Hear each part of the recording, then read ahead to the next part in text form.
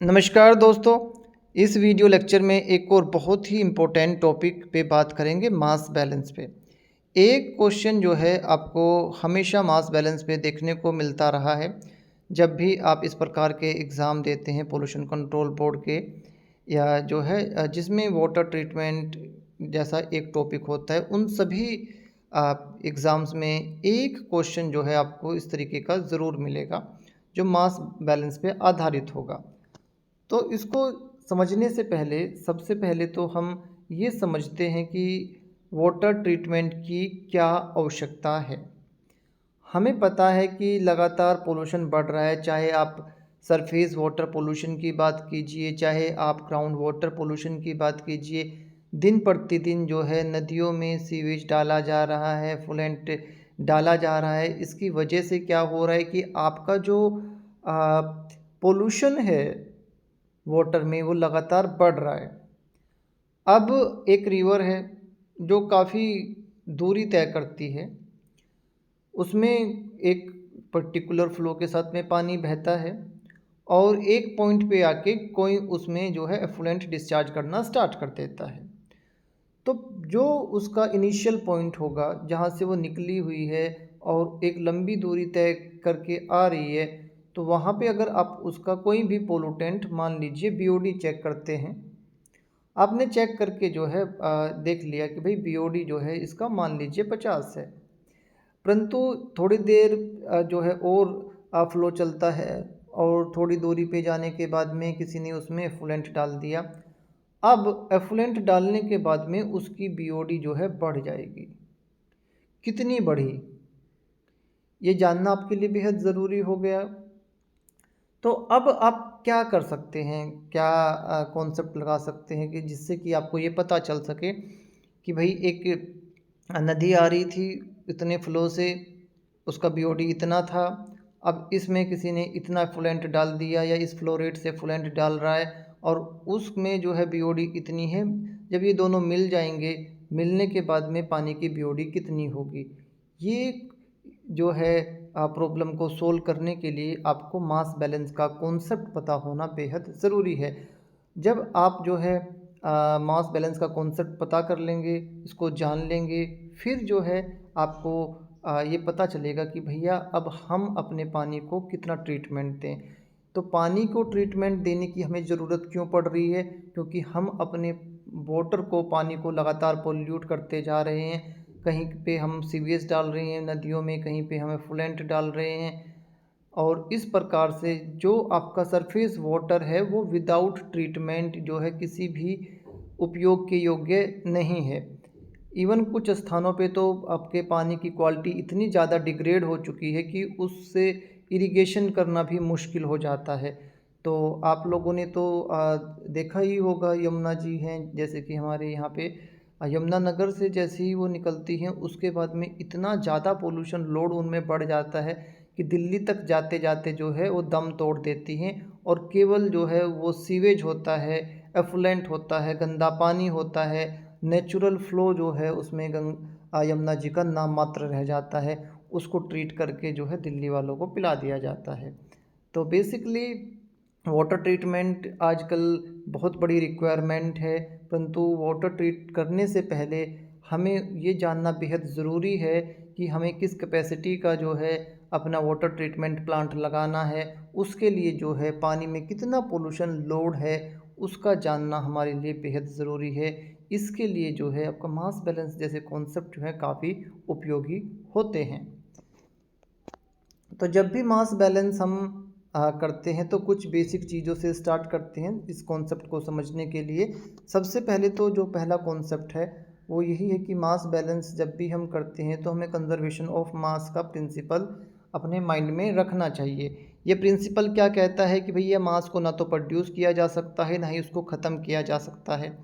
तो अब आपने क्या करना है, एक अकाउंटिंग करना है, ये देखना है कि कितना मास जो है एक कंट्रोल आपके कंट्रोल वॉल्यूम में आया, एक सिस्टम में आया और कितना जो है उसमें से निकला।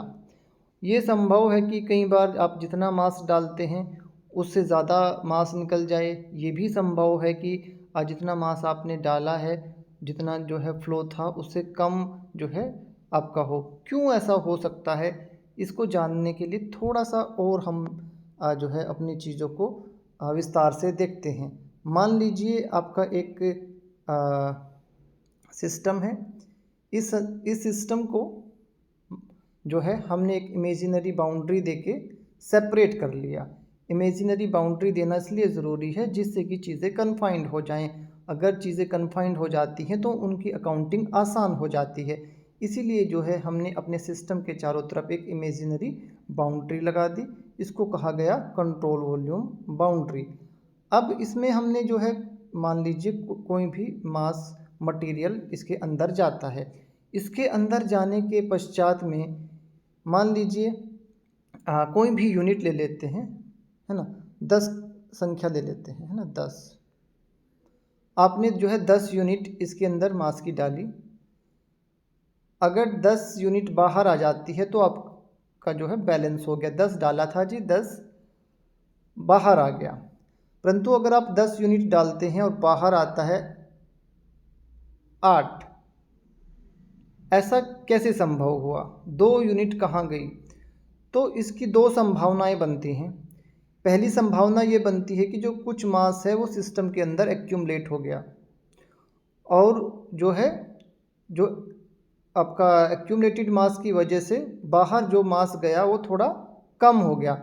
तो एक्यूमुलेशन जो है एक ऐसी वजह हो सकती है कि सिस्टम के अंदर मास एक्यूमुलेट हो गया और जितना आपने इनपुट डाला था उसमें से कुछ हिस्सा सिस्टम के अंदर रह गया और बाकी बाहर निकल गया।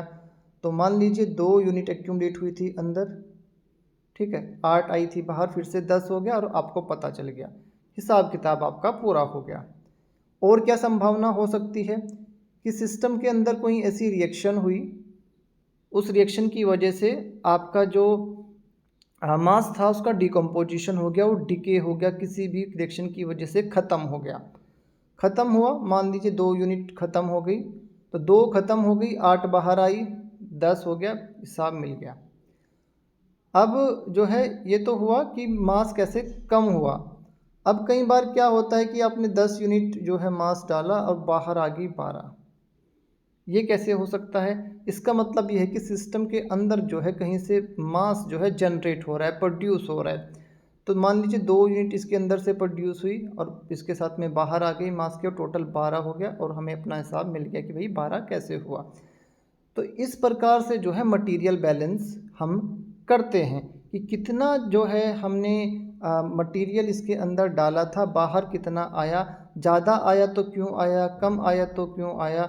ये सभी गणनाएं, ये सभी कैलकुलेशन, ये सभी अकाउंटिंग के प्रोसेस को मटेरियल बैलेंस कहा जाता है। सिस्टम के अंदर जो है जो मटेरियल एक्यूमुलेट होता है, सिंपली जो है वो आपका किस तरीके से आप उसे कैलकुलेट कर सकते हैं, mass input minus mass output plus mass generated minus mass consumption.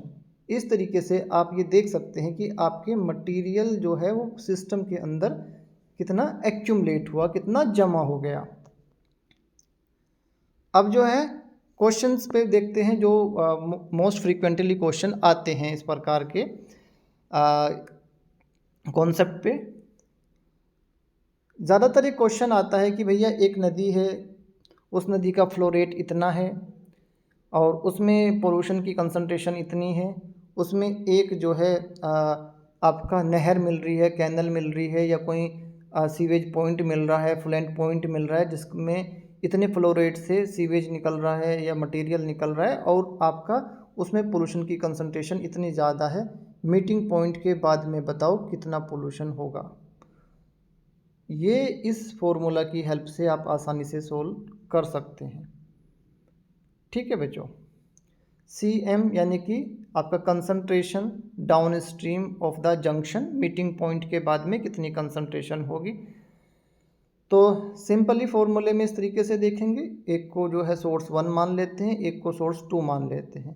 तो सोर्स 1 में कितना कंसंट्रेशन था इनटू सोर्स 1 का फ्लो रेट कितना था प्लस सोर्स 2 में कितना कंसंट्रेशन था पोल्यूशन का इनटू उसका फ्लो रेट कितना था, और इसको विभाजित कर देंगे, डिवाइड कर देंगे दोनों फ्लो रेट से, सोर्स 1 का फ्लो रेट प्लस सोर्स 2 का फ्लोरेट। इस तरीके से जो है हम अपना जो है जंक्शन के बाद में, मीटिंग पॉइंट के बाद में पोलूटेंट की कंसंट्रेशन फाइंड आउट कर सकते हैं। अब इस फॉर्मूला को जो है इम्प्लीमेंट करके देखते हैं।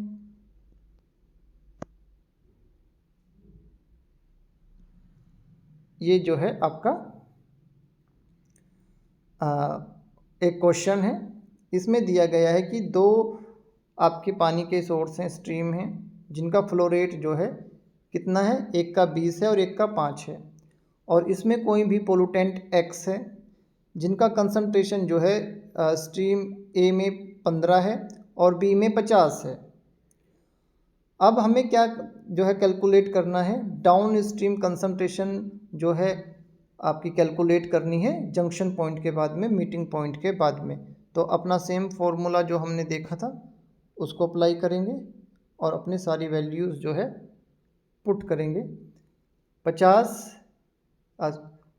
इंटू 5 और आपका इसको ऐड करेंगे किससे, 15 इंटू 20 और डिवाइड बाई दोनों का फ्लो रेट जो है वो ऐड कर देंगे, 20 + 5। तो इस तरीके से आपका आंसर आ गया 22। तो 22 जो है इस क्वेश्चन का सही आंसर है। तो बहुत ही आसान है, केवल यूनिट्स का ध्यान रखना है। कई बार यूनिट्स अलग अलग आ जाती हैं, है ना। एक यूनिट मान लीजिए, एक सोर्स की यूनिट अलग आ गई, दूसरे सोर्स की यूनिट अलग आ गई, तो वो आपको सेम यूनिट में लेके आना है। यहाँ पे बच्चे ज़्यादातर गलती कर देते हैं। एक और क्वेश्चन देखिए, इसमें इन्होंने कहा कि एक स्ट्रीम ऑफ वेस्ट वाटर जिसका BOD 20 है और फ्लो रेट जो है 1 क्यूबिक मीटर पर सेकंड है, वो एक नदी में मिल रही है जिसका फ्लो रेट 8 क्यूबिक मीटर पर सेकंड है और BOD 5 है। मिक्सिंग के बाद में क्या आपका BOD होगा। तो सेम फॉर्मूला आप जो है पुट करेंगे और अपना वैल्यू पुट करके आपका आंसर आ जाएगा 6.66 mg/लीटर। ठीक है बच्चों, ये क्वेश्चन आपके लिए है। ठीक, ध्यान से क्वेश्चन पढ़िए कि भाई एक सोर्स जो है उसका फ्लो रेट दिया गया है 4 क्यूबिक मीटर पर सेकंड, वो मिलती है रिवर में, उसका फ्लो रेट है 8 क्यूबिक मीटर पर सेकंड। उनमें एक पोलूटेंट है, जो आपका पहला सोर्स है उसमें उसका कंसंट्रेशन जो है 12 mg/लीटर है और दूसरे सोर्स में यानी कि रिवर में 30 mg/लीटर है। ये दोनों मिल जाते हैं, मीटिंग पॉइंट के बाद में पोल्यूशन का कितना कंसंट्रेशन होगा आपने ये कैलकुलेट करना है। तो सेम फॉर्मूला लगेगा, अपना वैल्यूज़ आप पुट कीजिए और अपना आंसर जो है निकाल के कमेंट बॉक्स में हमें ज़रूर बताना। ठीक है, हम इसका फिर आपको आंसर बता देंगे। तो हमें उम्मीद है बच्चों आप जो है लगातार अपनी जो है तैयारी कर रहे होंगे। हम पूरी कोशिश करेंगे कि ज़्यादा से ज़्यादा जो है इम्पोर्टेंट टॉपिक्स आपके लिए लेके आएँ और उन पे जो है इफ़ेक्टिव वीडियोस लेक्चर बनाएं, जिससे कि आप कम समय में अच्छे से उस टॉपिक को क्लियर कर सकें। जियो बच्चों, God bless you, take care.